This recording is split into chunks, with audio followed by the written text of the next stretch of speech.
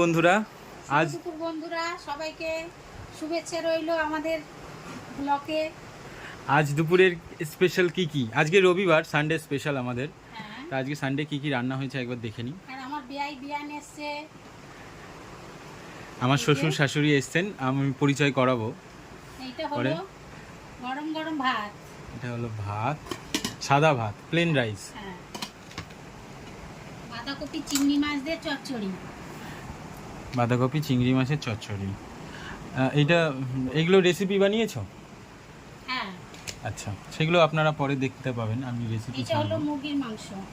এটা হলো চিকেন, আলু দিয়ে চিকেন কষা কষা। কষা কষা। ওকে, এইটা হলো মটন। এটা হলো আজকের আমাদের মেন আইটেম, তাই তো। আর হয়েছে চাটনি,